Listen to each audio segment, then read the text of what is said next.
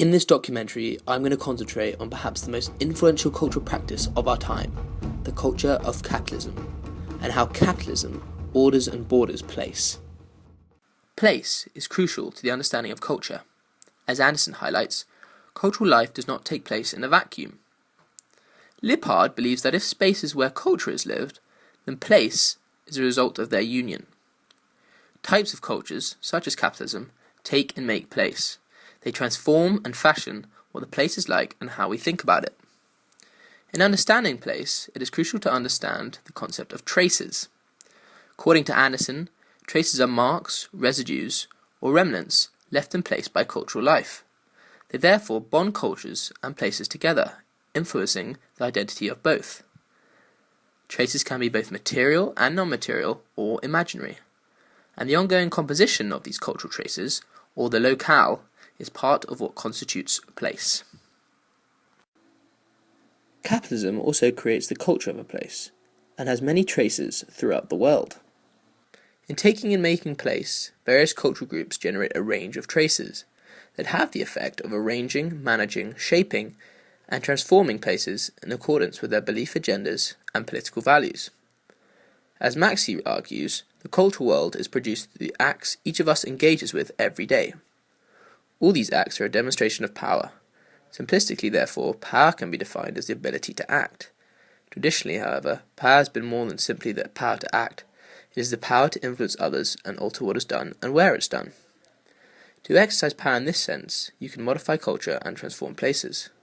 Foucault names this the transformative capacity. Everybody has a degree of power. Nevertheless, the power to transform how we think and act, and thus the power to create culture and place, has the overriding significance, and capitalism has this type of power. In every act that is made, there are always geographical and cultural implications. Orders are created, borders are put in place, and traces are made. Space is the stuff of power, according to Thrift, and it is only with geography and the taking and making of place that power becomes notable, is exercised, and has consequences. Power is therefore at the base of cultural geography, creating, stabilizing, and destroying orders and borders. Therefore, this power can exist as a dyad of domination and resistance. The groups that do have this power are said to have the dominating power, i.e. capitalism, and the ones that don't have the resisting power. A dominating power attempts to control or force others. This dominating power engenders inequality and affirms the interests of a particular culture at the expense of others to produce a leading or hegemonic cultural doxa. Power can also be interpreted as resisting power. This is the intentional seeking to oppose and challenge acts of domination. Resisting power looks to change the traces of dominating power and destroy the cultural orthodoxy. Cultural traces of anti-capitalism challenge the orders and borders established by processes of corporate commodification. This resistance challenges the inevitability of capitalism's way of thinking and taking and making place. Monbiot argues that the struggle between people and corporations will be the defining battle of the 21st century. If the corporations win, then liberal democracy will come to an end. Bruno Latour notes that the doxa of corporate capitalism is thus converted through protest into a simple orthodoxy as normal rather than natural. As a consequence, the possibility of other ways of being are thus facilitated. Capitalism is a culture that borders and orders every place, and as Anderson argues, capitalism takes and makes place throughout the globe, leaving traces that affect the commodities we buy, the livings we earn, our methods and motives for travel, and the meanings associated with them. Additionally, a whole host of capitalist traces come together to influence places, as this video will demonstrate later on. Transnational corporations operate beyond the geographical borders of nation-states. However, now operating beyond these borders is not simply a geographical issue. When Stiglitz identifies that globalization is the increasing economic integration and independence of countries and companies, he is referring not simply to the geographical integration of economies and culture across the globe, but also identifying that a new set of power brokers have emerged into global culture. Corporations, it is argued, are becoming so powerful within the global economy that they are as important as countries, maybe even more so, in terms of ordering and bordering place. This has led to terms such as McDonaldization emerging, suggesting that all culture is now the same due to globalization. Local cultures mix with the global, often Western ones, to create the cultural landscape which in this day and age is formed through capitalism. Therefore, the links between capitalism and place are blindingly obvious. In Stokes Croft, Bristol, cultural bordering has taken place, whereby the area of Stokes Croft wishes to distance itself from capitalist culture and the influence of TNCs. This has created a cultural border between Stokes Croft and the very much capitalist area surrounding it. The strength of this bordering can be seen by the opposition to the presence of a Tesco's in Stokes Croft. The Berlin Wall, built in 1961, was not only a physical geographical border, but it was also a cultural border, the culture of communism to the east and the capitalist culture to the west.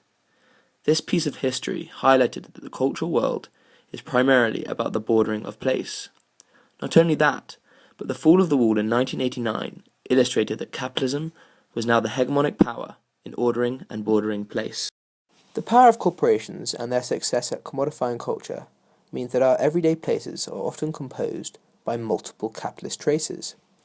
From shops, services, and advertising, these traces are often seen as normal, even natural, in our public places. As Banksy, the famous graffiti artist, observes, companies have rearranged the world to put themselves in front of you. They never asked for your permission. Companies scrawl their giant slogans across buildings and buses, trying to make us feel inadequate unless we buy their stuff. They expect to be able to shout their message in your face from every available surface. Despite these traces being commonplace, many are beginning to question the right of these traces to influence our cultural sites in this way. Some people have taken to the next step and have taken action. This month, Sao Paulo became one of the first major global cities outside of the communist world to put into effect a radical, near-complete ban on outdoor advertising. Billboards, outdoor video screens, and ads on buses and taxis are being eliminated. Not only do capitalists make a profit from the people watching the sport itself, but through other means, such as sponsorship deals and selling television rights. Global corporation branding can be seen throughout the sporting world. For example, to just name a few, the Sports Direct Stadium, the Reebok Stadium, the Barclays Premier League, the Coca-Cola Championship, and the RBS Six Nations. Sport is therefore a cultural commodity. Capitalism is so indulged in sport that the advertising of brands can be done unintentionally, and every act in sport has now become commodified. This is perfectly illustrated by Tiger Woods' chip from the Masters in 2005. Oh my goodness.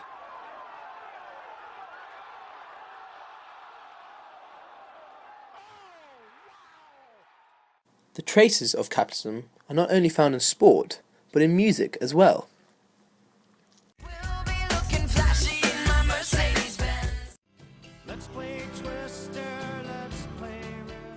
Festive holidays are also cultural, but at the same time have become cultural commodities, and provided profits for the owners of the means of production. The culture of TV and film has also been commodified through the ordering of product placement by the culture of capitalism.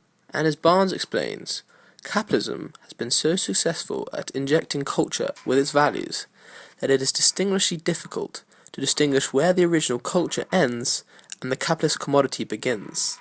Capitalism also orders the place of our bodies through clothing. I don't like designer labels. That's a nonsense. People wear designer clothes to say, look at me, I can afford this. Look, I've got a little crocodile. You don't have that, do you? Capitalism also constructs forms of subjectivity, which are gendered. This gendering suggests that certain qualities and cultural activities are appropriate to women and others to men. This creates gendered orders and borders. Yorkie, please, mate.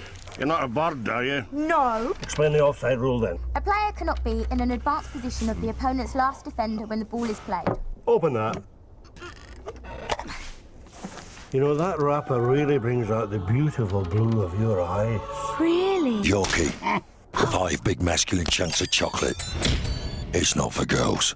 Capitalist culture also commodifies belonging, felt through a sense of geographical connection. In the following examples, patriotism is used to market product, encouraging us to think that we should support a company's espoused national affiliation, and thus enhance our own. This marketing strategy seeks to harness a particular cultural preference in order to sell a product. This connects people and place to product. Cultural ideas begin to get associated with material things, but also the material things begin to influence how we think about our culture. It wouldn't be Wales without SA, thus comes to illustrate how both culture and the economy become so co-ingredient that they come to mutually define each other. In this way, patriotism is being reboarded as a commodity. So, capitalism orders and borders many different physical and abstract places in many different ways, and this can be seen through the traces it produces. It is the hegemonic power of this era, and its influence now is so great that many believe it to be a serious issue.